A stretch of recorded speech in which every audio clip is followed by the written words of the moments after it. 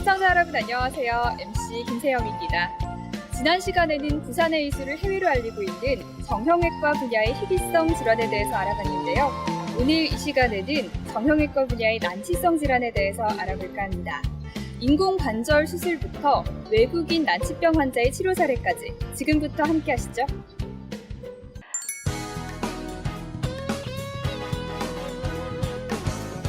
네, 그렇다면 앞서 말씀하신 치료법인 인공관절 수술에 대해서 좀 자세한 설명을 부탁드릴게요. 네, 인공관절을 이제 하게 되는 경우는 다리가 워낙 많이 휘어져서 관절 연골이 완전히 마모가 일어난 경우는 부득이 인공관절 수술을 하게 됩니다. 인공관절 수술을 더 전문적인 용어로 가지고 설명을 드리면은 원래 퇴행성 관절염이 생겨서 인공관절을 삽입하는 것을 인공관절 치환 수술, 쉽게 인공관절 수술 이렇게 이제 이야기할 수 있고 좀 이따가 이제 정례를 보여드리겠습니다만은 인공관절을 수술하고 시간이 오래 지나면서 마모가 되거나 인공관절이 파절이 되거나 그랬을 때 다시 하는 것은 재수술, 다시 하는 재수술. 또 간혹 과거에 결핵성 관절염을 알아가지고 이 관절이 한 덩어리로 붙어 있는 경우가 있어. 고정됐다 그러지. 그럼 안 움직이잖아요. 그것을 인공관절로 바꾸는 걸 전환 수술, 인공관절 전환 수술 뭐 이렇게 전문 용어를 사용합니다. 예, 인공관절을 치료한 그런 사례를 보여드리겠습니다. 지금 이 환자분은 67세 여자분인데 보시다시피 다리가 휘어졌지, 그죠? 휘어지면서 몸무게가 안쪽으로 많이 기울어지니까 안쪽만 다 연골이 다 마모가 돼가지고 관절이 붙었습니다. 그런데 이 환자는 또 특이하게 체질적으로 이 대퇴뼈에 뼈가 생기는 이런 병을 겸하고 있어요. 그러니까 인공관절만 수술하는 것도 까다로운데 이런 이제 병이 동반되어 있을 때는 한꺼번에 이걸 다 해결해야 되니까 좀 수술이 힘들겠죠. 그래서 이게 오른쪽 무릎을 인공관절로 치환한 후에 사진입니다. 지금 보시면 다리뼈가 축이 똑바로 되었지, 그죠? 보시다시피 이분은 56세 남자분인데 이 뼈가 쭉 없어지고 있어요. 오른쪽의 건강한 모양과 전혀 다르지, 그죠? 저것은 뼈에 가는 혈관이 막혀가지고 혈액순환이 안 됨으로 인해서 뼈가 말라 죽습니다. 그래서 그걸 무혈성 괴사증이라고 그러죠, 그죠? 이 사진에서 보면은 지금 여기가 뼈가 마모가 되니까 다리가 짧아졌거든요. 그래서 이제 인공관절을 넣을 때 원래의 길이를 유지시켜주고 그래 함으로 해서 기능을 좋게 하고 허리가 휘어지는 것을 방지하는 거예요. 그래서 이거 아주 좋은 사례가 되겠습니다. 지금 여기 사진에 보시는 바와 같이 이분도 어릴 때 골수염을 앓아서 뼈가 다 녹아 없어졌습니다. 왼쪽하고 비교해 보면은 뼈가 발육이 안 되고 가늘고 그렇지, 그죠? 자세히 보면 골반뼈도 적어져 있습니다. 이런 환자는 이제 우리 병원에 왔을 때 62세였거든요. 그러면 이제 아프고 또 쩔뚝거리고, 그죠? 그로 인해서 허리도 안 좋고 무릎도 안 좋고 골수염이 재발할 수 있고 뼈의 구조가 비정상적이니까 기계를 넣을 그런 조건이 안 됩니다. 그래서 이제 이럴 때는 반대편에 있는 골반뼈를 떼다가 여기다가 이식을 해서 모양을 만들어줘야 돼요. 지금 이 사진은 수술하고 나서 찍은 사진인데 역시 이 골반뼈를 뗀 흔적이 있죠. 여기 뼈를 떼다가 여기다가 먼저 나사못으로 뼈의 모양을 만들어준 후에 지금 보면은 이 인공관절이 가늘어 보이죠, 그죠? 네, 굉장히 가는데요. 요게 이제 직경 7mm짜리입니다. 이런 게 국내에 없어요. 왜냐하면 이런 환자가 흔히 있는 환자가 아니니까 이 기구를 또 역시 미국 기구 회사에다 특별히 주문을 해가지고 7mm짜리 기구를 넣어서 이렇게 치료를 했는데 수술을 했는데 좋은 결과를 얻어서 지금 생활을 잘 하고 있습니다. 수술 경과가 대부분 인공관절 수술 후의 수술 경과가 대부분 좋은 편인가 봐요. 예, 인공관절 같은 그런 큰 수술을 했을 때 제일 이제 네. 관리를 해야 되는 게 염증이 생기는 거예요. 염증 반응이요. 염증. 네. 물론 요즘 좋은 약도 있고 그래 하지만은 수술을 이제 아주 순조롭게 잘 함으로 인해서 염증이 생길 가능성을 많이 줄일 수 있는 거죠.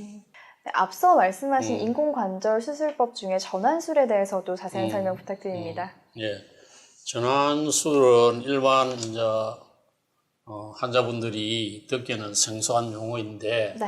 지금 이 사진에 보는 바와 같이 왼쪽 무릎 관절이 이 사람 굳어 있습니다. 뭔가 붙어 있는 느낌이 그렇죠. 나네요. 이게 이제 관절이 강직이 돼 있다, 굳어 있다 이렇게 이야기하는데 이건 오른쪽은 괜찮죠, 그죠? 약 이 환자가 31살인데 고등학교 다닐 때 결핵성 관절염을 앓았어요. 결핵성 관절염이요? 결핵성 관절염을 앓으면은 관절을 나수게 될 때는 관절이 붙어버립니다. 네. 그래서 이 환자 역시 움직일 수 있는 관절을 만들고 싶었겠죠, 그죠? 그럼 무릎을 굽힐 수가 없는 상태인 건가요? 그렇죠.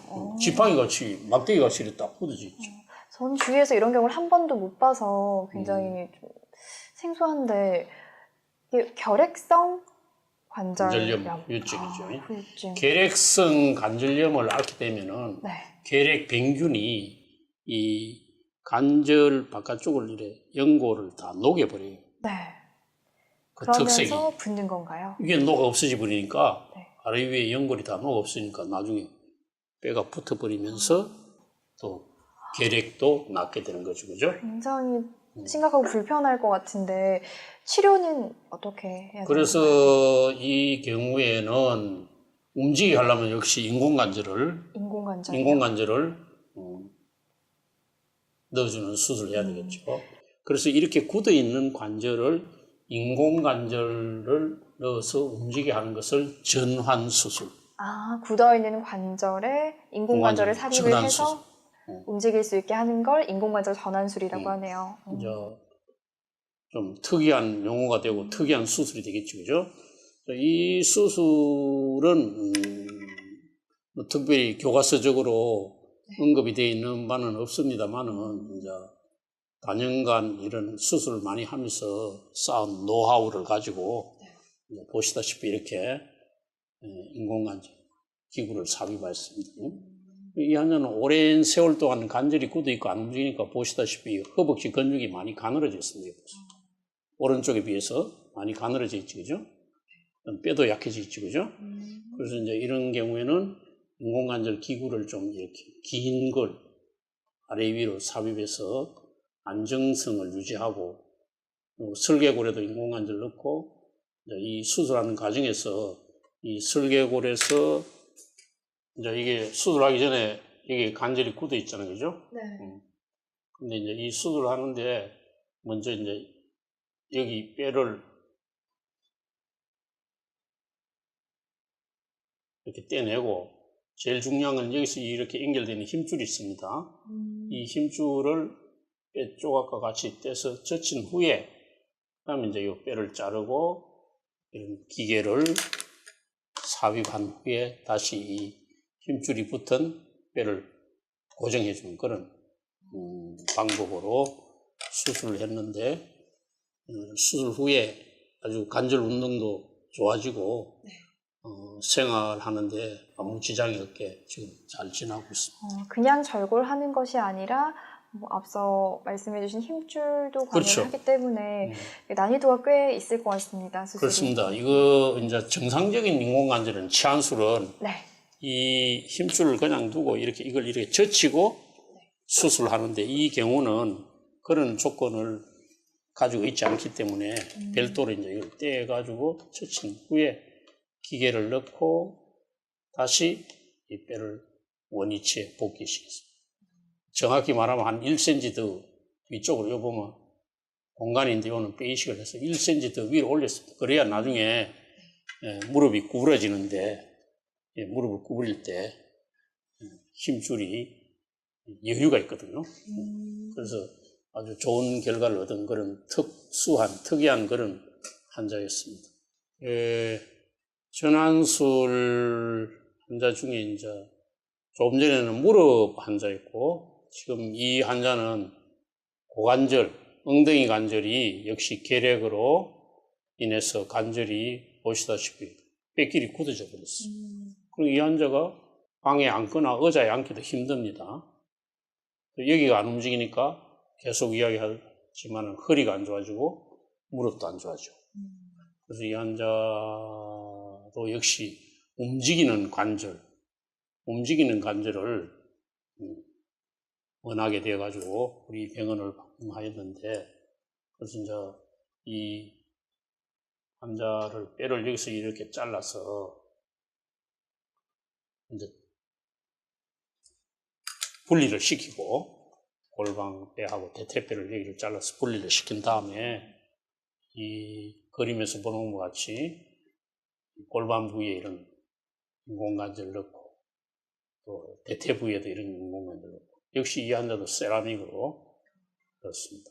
이 환자도 이제 시간이 지나면서 지금까지 이 관절이 안 움직임으로 인해서 이 근육이 사진에 보다시피 엄청 위축이 돼 있죠, 그죠?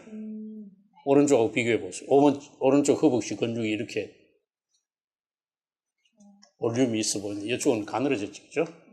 이제 이런 인공관절을 넣고 물리치료를 하게 되면은 이 근육이 서서히 원래의 모양대로 회복이 됩니다. 그래서 이제 걷는데 아무 지장이 없고 아주 생활하는데 크게 도움이 되겠죠. 이런 걸 이제 전환했다라는 거예요. 굳어진 관절을 인공관절로 바꿨다, 전환했다. 이게 특이한 또 경우가 되겠습니다. 네, 그렇다면 인공관절 전환술이 난이도가 높은 수술인 이유가 있을까요?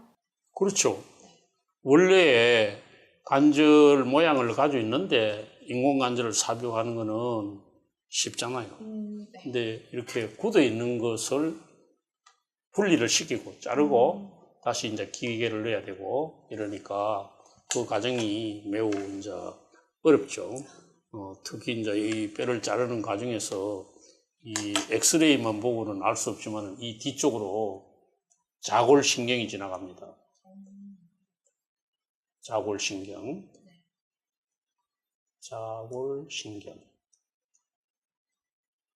그 다음에 또 이 앞쪽으로는 혈관이 지나갑니다. 혈관. 이런 구조물이 있기 때문에 뼈를 자르면서 저런 신경이나 혈관에 손상이 안 되는 것을 방지를 하면서 해야 되니까 더 어렵고, 그 다음에 이제 그동안에 사용을 안 해서 이 근육들이 약하기 때문에 인공관절 넣었을 때 이게 탈구, 빠져나오는 근육의 힘이 약하니까 빠지는 경우도 있겠죠. 그런 것을 고려해가지고 이 기구의 각도라든가 크기라든가 이런 것을 잘 판단해서 넣어줘야 되죠. 네, 지금까지 인공관절 치환술과 전환술에 대해서 사례를 보면서 설명을 해주셨는데요. 마지막으로 인공관절 재수술에 대한 설명도 부탁드립니다. 말 그대로 재수술이라는 건 다시 수술한다 이런 이야기가 되겠습니다. 사진을 보면서 설명드리면은 이분은 76세 되는 환자분인데 과거에 이렇게 인공관절 수술을 했는데 다행히 왼쪽은 이렇게 잘 기계가 유지가 되고 있는데 오른쪽은 보다시피 이 골반 부위에 인공관절이 움직이가지고 제대로 기능을 수행하지 못하는 이런 상황이 되어 있습니다. 이 환자는 이제 나이도 많고 이러니까 뼈가 약해져 있어요. 골다공증이 심하니까 뼈의 안정성이 많이 떨어집니다. 그래서 이제 이럴 경우는 이 빈 자리에다 뼈 이식을 해야 되는데 많은 뼈를 이식하면은 이식한 뼈 자체가 영양 공급을 못 받게 되면 흡수가 됩니다. 죽는다 이 말이에요. 이식한 뼈도 영양 공급을 받아서 살아나야 되거든요. 그래서 이제 이럴 경우를 대비해서 이런 많은 공간에 뼈가 없을 때는 이런 모형이 있습니다. 뼈 대신에 이런 모형을 먼저 넣어서 빈 공간을 많이 이제 채워놓고 그 주위에다가 인공뼈를 넣어서 이런 관절을 다시 넣고 고정하는 이런 수술을 다시 한다는 그런 재수술, 인공관절 재수술의 애가 되겠습니다. 네, 이게 인공관절 재수술. 이제 재수술은 저렇게 기구가 뭐 어긋날 수도 있고 마모가 될 수도 있고 또 어떤 경우는 이 환자가 이 기구가 이쪽은 골반 쪽으로 들어가지만 또 빠져나오는 경우도 있을 수 있고 뭐 다양한 그런 경우가 있을 수 있겠습니다. 예, 이 환자도 재수술인 경우인데 이게 수술 전에 사진인데 이게 고관절, 엉덩이 관절에 넣는 인공관절이 원래 관절에서 이게 떠 있습니다. 버려져 있죠, 그죠? 그리고 이 각도가 많이 서 있고 왼쪽, 오른쪽 같은 조건입니다. 그래서 이제 이런 경우에 대퇴뼈에 있는 인공관절은 그냥 사용하기로 하고 이 부분만 새로 바꾸는 그런 재수술인데 이거 보다시피 이 재수술을 할 때는 이 골반 부위의 뼈를 더 깊게 파내고 이렇게 깊게 파내고 이 각도도 지금 많이 이렇게 서 있는 것을 45도 정도로 해서 단단하게 나사못으로 고정하는 경우입니다. 한꺼번에 할 수 없으니까 오른쪽 먼저 하고 왼쪽은 또 일정 기간 후에 양쪽 다 수술을 뭐 시간을 두고 하셨네요. 그렇죠. 한꺼번에 물론 하려면 할 수 있는데 저는 재수술을 하는 경우에는 출혈도 많이 되고 이렇기 때문에 나눠서 하는 것이 안전하고 좋습니다. 재수술은 처음 할 때보다 물론 위험하죠.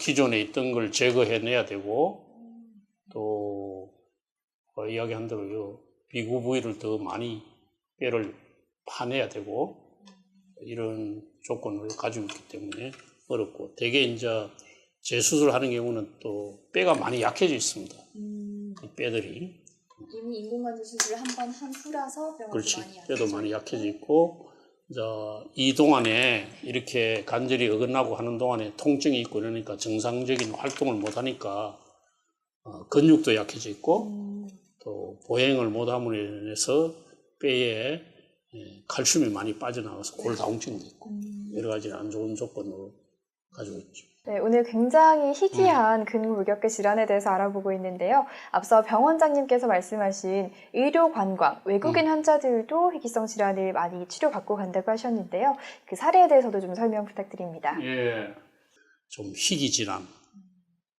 난치성 그런 환자를 치료한 사례를 몇 가지 소개해 보겠습니다. 네.